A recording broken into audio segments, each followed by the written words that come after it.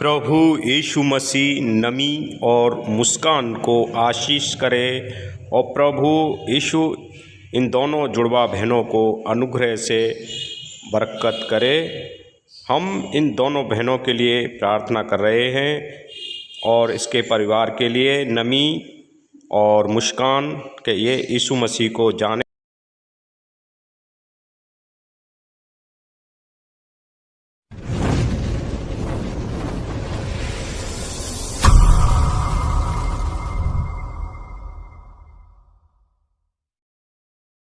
सभी को जय मसीह की। आप सभी का स्वागत करते हैं एल एलियन बाइबल की शिक्षा में। आज का हमारा विषय है कर्मों की व्यवस्था से या विश्वास की व्यवस्था से हम धर्मी ठहरेंगे। आज हम इस विषय पर जानेंगे कि हम धर्मी कैसे ठहरेंगे। क्या कार्यों के द्वारा धर्मी ठहरेंगे या परमेश्वर की अनुग्रह से धर्मी ठहरेंगे। आज हम बहुत सारे लोगों को ये कहते हुए देखते हैं और ऐसा करते हुए देखते हैं कि हम अच्छा करेंगे तब हमारा उद्धार हो जाएगा, मोक्ष हो जाएगा। हम अच्छा करेंगे तो स्वर्ग चले जाएंगे, यदि हम बुरा करेंगे तो नरक चले जाएंगे। अब बुरा करने के लिए तो अनगिनत बातें आती हैं जो कि हम आगे बता रहे हैं। अब इनका जो मानना था वो ऐसा है कि वो इस तरीके से मोक्ष को या उद्धार को प्राप्त करना, वो ऐसा मानते हैं कि हम ऐसा कार्य करेंगे तब हमारा उद्धार हो जाएगा, हमें मोक्ष प्राप्त हो जाएगा और ऐसा करके हम भला कार्य कर रहे हैं।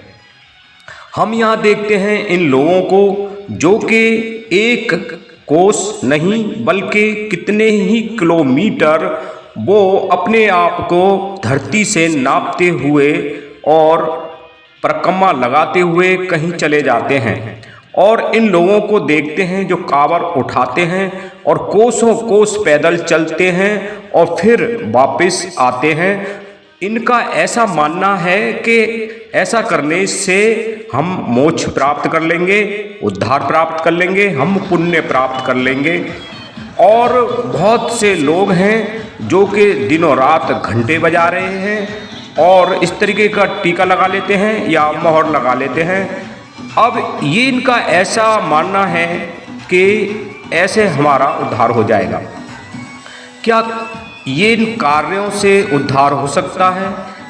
तो मैं मानता हूँ इन कार्यों से नहीं हो सकता।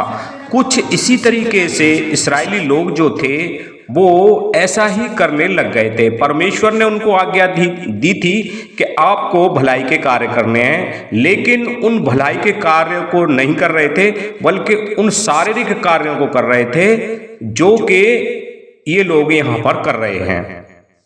हम पढ़ते हैं रोमियो अध्याय 3 और शायद को 27 आयत को यहाँ पर पढ़ रहे हैं। तो घमंड करना कहाँ रहा, उसकी तो जगह ही नहीं। कौन सी व्यवस्था के कारण से? क्या कर्मों की व्यवस्था से? नहीं, वरन विश्वास की व्यवस्था के कारण। इसलिए हम इस परिणाम पर पहुंचते हैं कि मनुष्य व्यवस्था के कामों से अलग ही विश्वास के द्वारा धर्मी ठहरता है। तो पौलुस यहाँ पर इन शब्दों के द्वारा अच्छी तरीके से समझा रहे हैं कि हे भाइयों, जो तुम इन कार्यों को कर रहे हो उनसे तुम्हें कोई लाभ नहीं होगा, क्योंकि ये शरीर के कार्य हैं। शरीर के कार्य क्या हैं? जैसे कि हमने नहा लिए, अच्छी तरीके से शरीर को शुद्ध कर लिया, बढ़िया कपड़े पहन लिए और मंदिर में जाके घंटा बजा लिया और हम दिखावा कर रहे हैं, या परिक्रमा लगा लिया, या लंबे बहुत दूर तक अपने शरीर को कष्ट कर लिया और कांवरों को उठा लिया। इस तरीके का वो इस्राएली भी इसी तरीके का, मैं अपने देश का उदाहरण दे रहा हूँ, इस्राएली भी कुछ इस तरीके के कार्यों को करने में जुट गए थे जो शरीर से किए जाते थे। लेकिन परमेश्वर जो चाहते हैं वो चाहते हैं कि तुम विश्वास करो और परमेश्वर की उन आज्ञाओं को मानो जो प्रभु चाहते हैं। अब यहाँ पर क्या आता है कि प्रभु चाहते हैं कि तुम मूर्ति पूजा ना करो। प्रभु चाहते हैं तुम व्यभिचार ना करो। प्रभु चाहते हैं तुम भले कार्य करो। प्रभु चाहते हैं अच्छे अच्छे कार्यों को करने के लिए कह रहे हैं। तुम्हें भलाई करनी है और लोगों के साथ बुरा नहीं करना है और निंदा नहीं करनी है, चुगली नहीं करनी है, अपने आप को ऊंचा नहीं करना है, घमंड नहीं करना है। ऐसी बातों के लिए परमेश्वर आज्ञा दे रहे थे कि इन कार्यों को नहीं करना है, लेकिन वो क्या कर रहे थे? इन कार्यों को तो कर रहे थे, घमंड कर रहे थे, व्यभिचार कर रहे थे, मूर्ति पूजा कर रहे थे और तमाम उन कार्यों को कर रहे थे। जैसे शराब पी रहे हैं तो वो शराब भी पी रहे थे और लड़ाई झगड़े कर रहे थे और जादू टोना कर रहे थे। इन तमाम चीज़ों को कर रहे थे, लेकिन वो उन शारीरिक कार्यों को करके वो सोचते हैं कि हमने धर्म के कार्य किए हैं। तो इस विषय पे पौलुस यहाँ पे साफ शब्दों में समझा रहे हैं कि हे भाइयों, इन कर्मों के द्वारा आप धर्मी नहीं ठहर सकते। आप परमेश्वर पर विश्वास करके और उसकी आज्ञाओं को मानकर धर्मी ठहरोगे। जैसे कि एक जगह पर लिखा हुआ है, क्या इब्राहिम ने कर्मों के द्वारा धर्मी नहीं ठहरे थे? तो बिना कर्मों के विश्वास जो है वो अधूरा है। पर लेकिन कौन से कार्य? वो कार्य जो परमेश्वर ने दिए हैं, उन कार्यों को हमें करना है।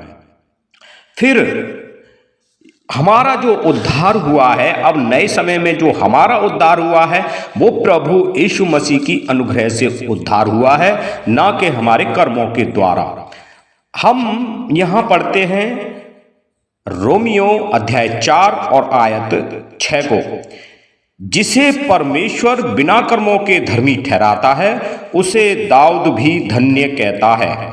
यहाँ पर हमारे ऐसे कोई भी कार्य नहीं थे। जब से हमने जन्म लिया है और जब हम बड़े हो जाते हैं, सियाने हो जाते हैं, तब हमें मालूम चलता है कि जो बाइबल में जो परमेश्वर जिन आज्ञाओं के लिए कह रहे थे कि ऐसा आपको नहीं करना है, तब हम पाते हैं कि परमेश्वर ने जिन आज्ञाओं को हमें दिया है उन पे हम खरे नहीं उतरे हैं और हमारा विवेक हमें पापी ठहराता है। बाइबल कहती है हर एक व्यक्ति ने पाप किया है और परमेश्वर की महिमा से रहित है। सो हम क्या कहें? क्या हम धर्मी ठहर सकते हैं अपने कामों के द्वारा? बिल्कुल भी नहीं ठहर सकते। तो क्या करें? हम पाप करते रहे हैं? नहीं, हमें पाप नहीं करना है। लेकिन जब हम अनजाने में जो कुछ पाप किए हैं उनको प्रभु यीशु मसीह के नाम में और उसके नाम से छोड़ देना है, उसके सामने अंगीकार कर लेना है और अपने पापों को मान लेना है, फिर प्रभु के पीछे चलना है। आगे से प्रभु कहते हैं कि अब से तुम इन पापों को ना करना। प्रभु जो कुछ करते हैं वो अपनी अनुग्रह से ही करते हैं, जैसा कि यहाँ पे लिखा हुआ है कि धन्य हैं वे जिनके अधर्म क्षमा हुए और जिनके पाप ढांपे गए। धन्य हैं वह मनुष्य जिसे परमेश्वर पापी ना ठहराए। तो ये सब परमेश्वर के हाथ में है, क्योंकि परमेश्वर ने अपनी अनुग्रह से हमें उद्धार दिया है। परमेश्वर का अनुग्रह यानी कि अनुग्रह फ्री, यानी कि हम किसी को जब दान करते हैं तो उसे हम फ्री में देते हैं। इसी तरीके से परमेश्वर ने हमें दान दिया है और इस दान को प्रभु यीशु मसीह ने अपने लहू से चुका दिया है। सो कर्मों में आप देख सकते हैं कि ये किस तरीके से कर्म इन लोगों को, ये लोग किस तरीके से कर्म कर रहे हैं और ये ऐसा अपने आप में मानते हैं कि हमारा उद्धार हो जाएगा इन कर्मों से। सो बिल्कुल भी इनका उद्धार नहीं होगा, क्योंकि ये शारीरिक दिखावा है और इनका जो जीवन है वो वास्तव में परमेश्वर के ग्रहण योग्य नहीं है। सो हम इस पे आप सबको चाहते हैं कि प्रभु आप सबको मन फिराने का अवसर दे। प्रभु आप सबको आशीष करे।